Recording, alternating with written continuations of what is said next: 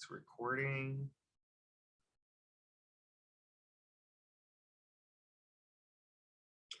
Oh, I'm nervous.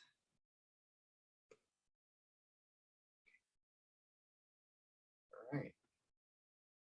Everyone can hear me? Yes. All right.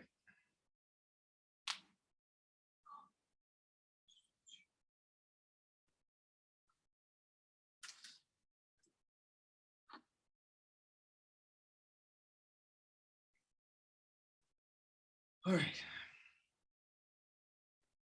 On February 24th, 2022, Florida Governor Rick DeSantis signed the Don't Say Gay bill into law, which now has provoked over 12 other states to take on anti-LGBTQIA+ curriculum bills that would restrict the teachings of values such as equality, topics such as safe sex, and history involving gender in K-12 public schools.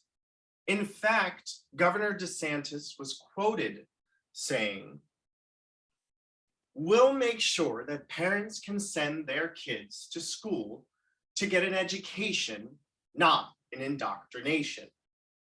My answer to this is to make you aware of exactly what Governor DeSantis is being, and that is hypocritical. He is actually indoctrinating your child into a history lesson that isn't true. Instead, he's forcing you into changes that fit in with his and his colleagues' conservative and political views. Why? So he can win another election. He cares not about your child's safety or your child's future. Like the selfish person he is, he would rather your child feel alone, lied to, bullied, and worse, hurt than actually help. Why are people so up in arms about this?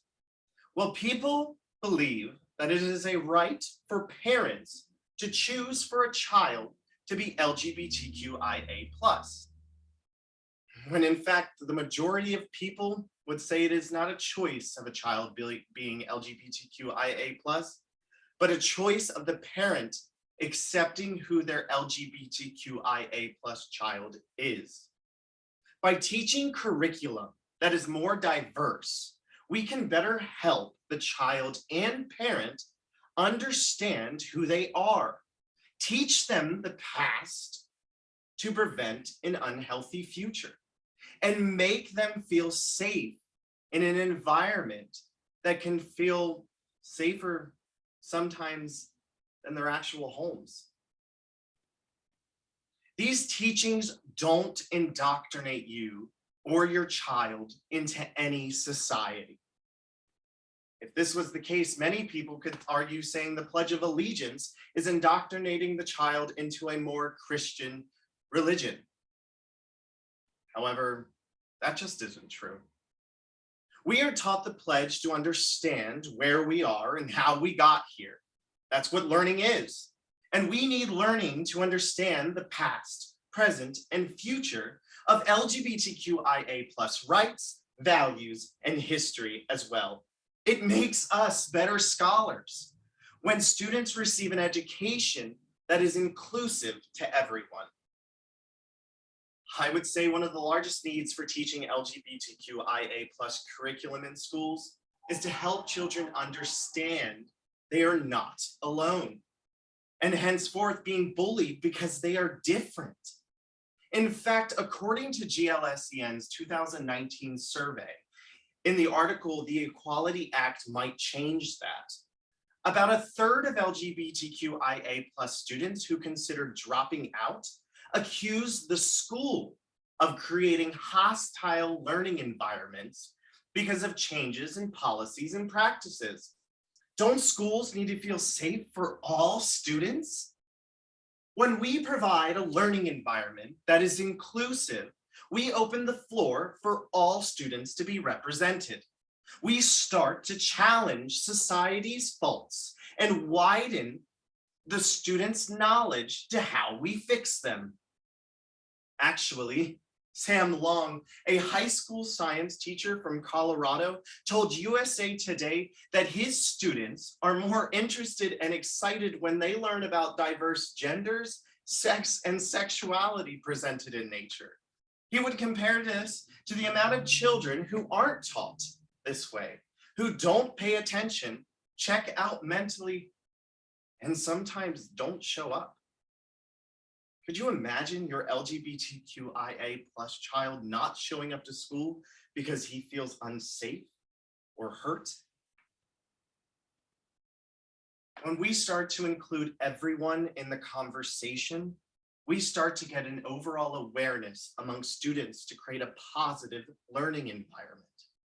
In the same survey, GLSEN's National School Climate found that students are 82% more likely to accept their LGBTQIA+ peers than schools who aren't taught this curriculum. It is common sense that we want our students to feel safe. We don't want them to feel alone or bullied, not just by their peers, but by the institutions designed to protect them. It is every LGBTQIA+ child's civil right to be protected and not discriminated against because of their sex. So why not navigate the student to understand who they are? This starts off with the teacher and the educational process. We need this curriculum to be offered to the people teaching it. If we don't make this available, then how can teachers that have never been through an LGBTQIA+ course teach lessons that make the child actually understand? That is why I propose we create a curriculum that revolves around a pedagogy of teaching what is needed to be taught. For example, we learn not just from real life about STDs and HIV, but from health classes within K-12 and health classes in college. Actually, we learn it when we go get our masters. We learn it every single day because there's new things. Well, there's new consequences when dealing with sex and relationships of male and female heterosexuals that need to be taught. However, that's not the only sex out there, and male and females are not the only genders. This is a fact teachers in the education system must learn. When dealing with sexual health, Hannah Slater says the CDC reports gay men between 13 and 29 who have sex with other men account for 2/3 of HIV cases. Young lesbian girls between 13 and 29 are more acceptable to teen pregnancies, dating violence, and STIs. And transgender youth have HIV rates that are 4 times higher than our national average, while also including a higher rate of sexual violence within their home and schools. All of this is being left out of sexual education. I bet you didn't know, in fact, only 12 states require discussion on sexual orientation. And out of that 12, 3 are allowed to portray the information inaccurate. So I say we pass such bills like the Equality Act or Real Education for Healthy Youth Act. I say we even add money to nonprofit programs like History Unerased so teachers can have the necessary tools and students can have the proper education when dealing with LGBTQIA+ curriculum.